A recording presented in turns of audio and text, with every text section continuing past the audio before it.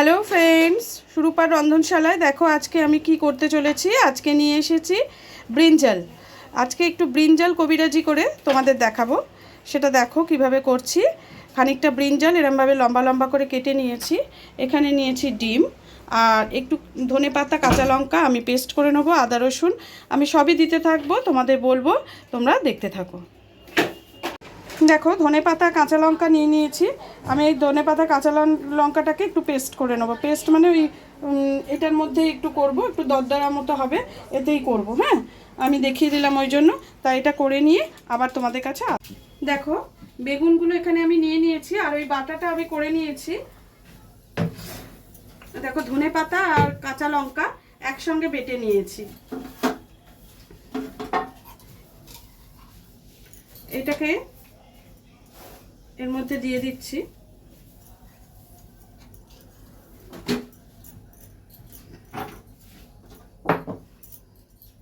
ভালো করে ক্লিয়ার করে নিলাম। এবারে এর মধ্যে খানিকটা দিয়ে দেবো আদা রসুনের পেস্ট।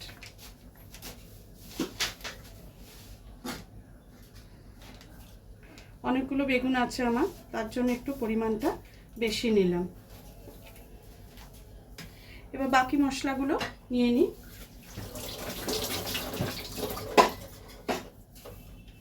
এর সঙ্গে একটু লঙ্কার গুঁড়ো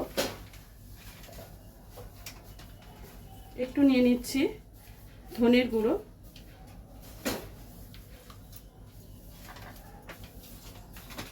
একটু নিয়ে নিচ্ছি জিরের গুঁড়ো, আর দিয়ে দিচ্ছি পরিমাণ মতো নুন। তার সঙ্গে দিয়ে দেবো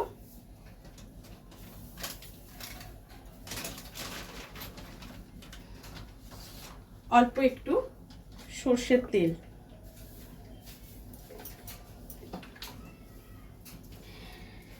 এবার সব কিছু দিয়ে বেগুনগুলোকে ভালো করে মেখে নেব। দুটো পিঠই ভালো করে মাখাতে হবে।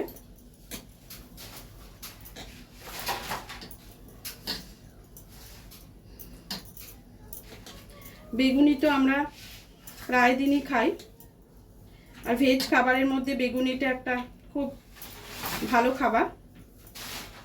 ডালের সাথে একটা বেগুনি পড়লে ভীষণ ভালো লাগে, কিন্তু নন ভেজও খাওয়া যেতে পারে। এইভাবে যদি আমরা একটু করে খাই, একটু অন্যরকম হয়, বেশ মুখটাও ছাড়ে।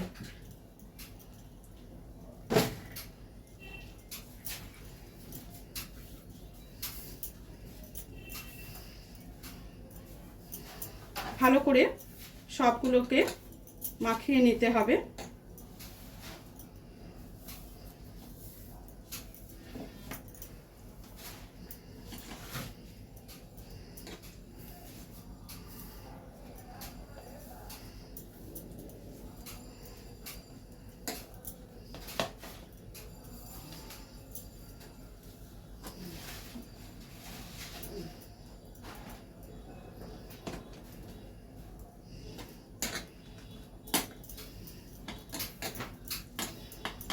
দুটো পিঠকে কিন্তু আমি দেখো সুন্দর করে যতটা পারছি মাখিয়ে নেওয়ার চেষ্টা করছি, তোমরাও তাই করবে।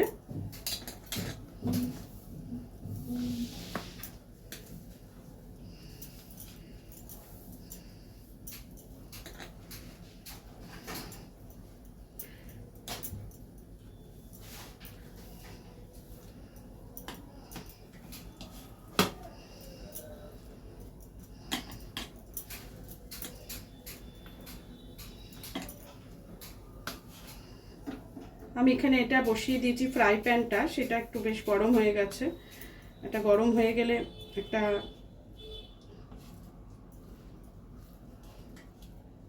ধোঁয়া বেরোয় না, সেটা বেরোচ্ছে, ওই জন্য কমিয়ে দিলাম। তেলটা দিলে খুব তাড়াতাড়ি আমার রেডি হয়ে যাবে।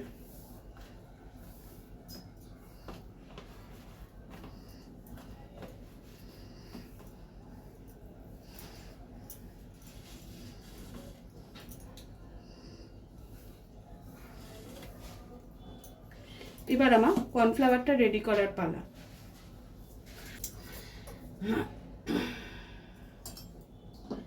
দেখো ফার্স্ট আমি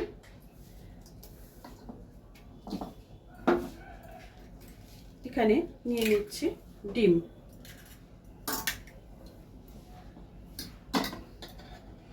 একটু খোসা ভেঙে পড়ে গেল। তার মধ্যে একটু নুন আগে দিয়ে দিই।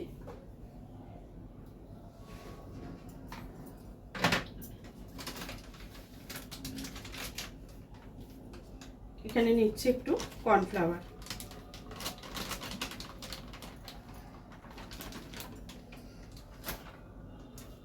এবার এটাকে ভালো করে ফেটিয়ে নেব।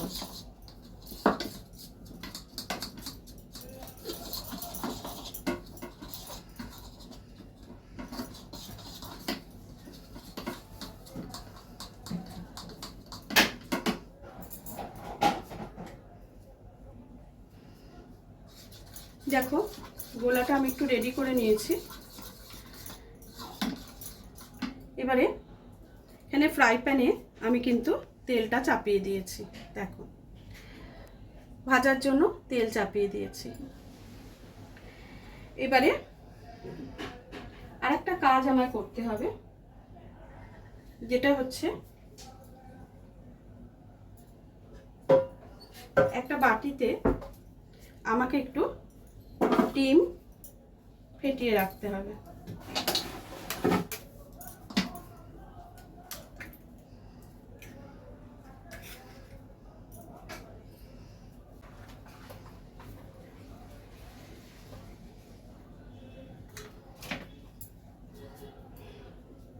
এটার জন্য আমি আরেকটা চামচ নিয়ে নিলাম।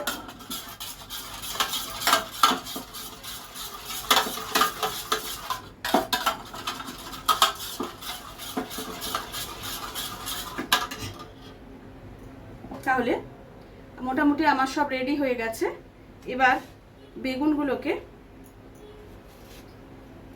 দেখো আমি কিন্তু এই পাশটা রাখলাম। তোমরা নিশ্চয়ই দেখতে পাচ্ছ, বেগুনগুলোও দেখতে পাচ্ছ।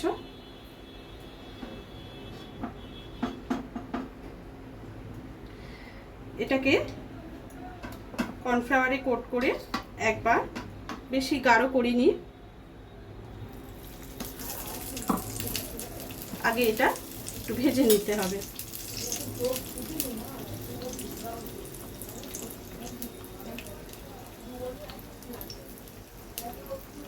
আমি কিন্তু এতে খাবার সোডা দিইনি, খাবার সোডা ছাড়া একটা দেখিয়ে দিই, তারপরে একটা খাবার সোডা দিয়ে দেখাবো।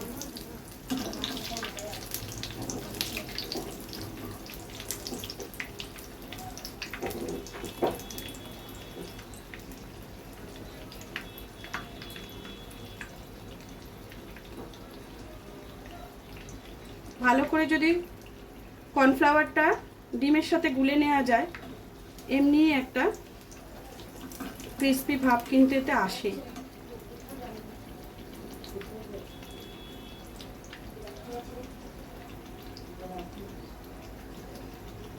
এটা একটু ভাজা ভাজা হোক।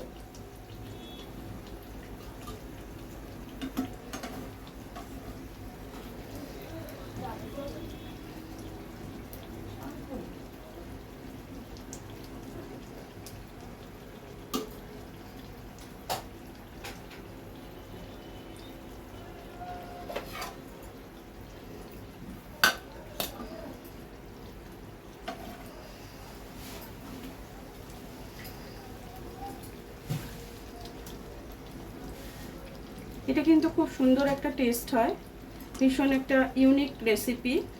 এই রেসিপিটা কিন্তু তোমরা যদি বাড়িতে লোকজন এলে, অবশ্যই কোনো অনুষ্ঠানে যদি এই ধরনের একটা ডিশ মানে আইটেম তৈরি করো, তাহলে কিন্তু অনেকেরই ভালো লাগবে।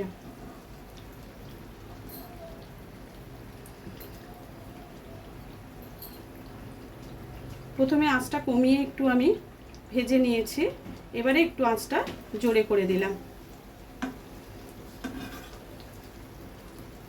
প্রথমেই জোরে থাকলে না ভেতরে বেগুনটা কিন্তু ঠিকমতো ভাজা হবে না, ওই জন্য একটু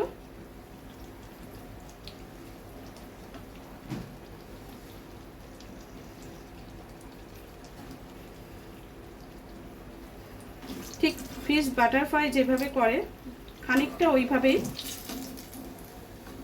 দেখো এবার আমি এটাকে আগে এখানটায় তুলে নিলাম। এবারে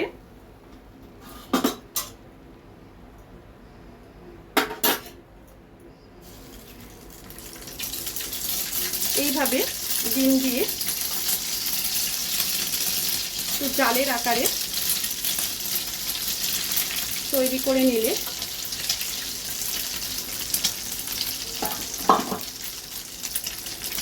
নিয়ে এটাকে এর মধ্যে দিয়ে দাও, দিয়ে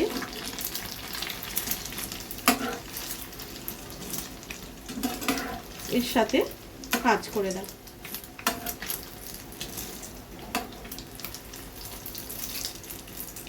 দেখো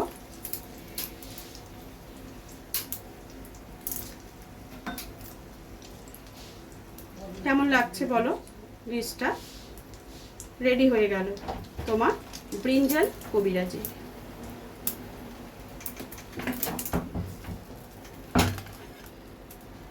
কেমন হয়েছে? আবার একটা পিস তোমাদের করে দেখাচ্ছি।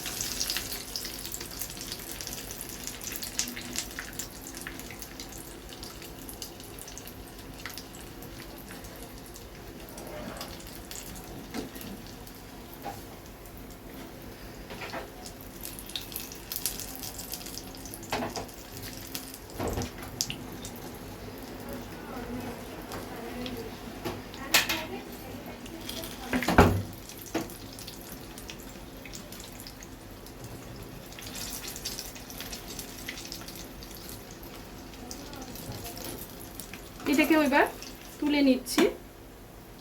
বেগুনটা যখন ভাজবে তখন কিন্তু এটাকে একটু আঁচটা কমিয়ে দেবে, নাহলে বেগুনটা ভালো করে ভাজা হবে না। এবারে ঠিক ওইটার মতো একইভাবে একই প্রসেসে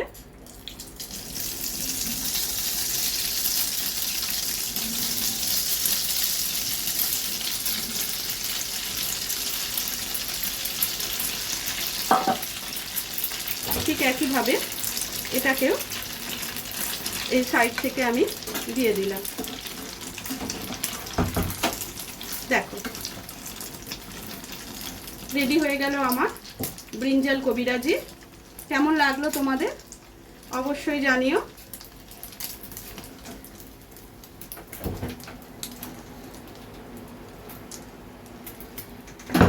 অসাধারণ টেস্টি একটা রেসিপি ব্রিঞ্জাল কবিরাজি।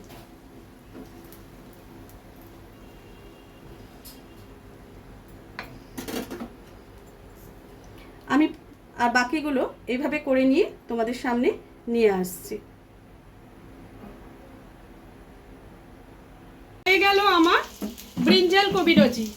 কেমন হয়েছে অবশ্যই বলবে। এটা কিন্তু খুব টেস্টি একটা ইউনিক আইটেম, তোমরা অবশ্যই করে খেও। কেমন ভালো লাগবে তোমাদের। আজকের মতো ভিডিওটা এখানে শেষ করছি, আবার পরের দিন অন্য কোনো ভিডিওর সাথে চলে আসবো।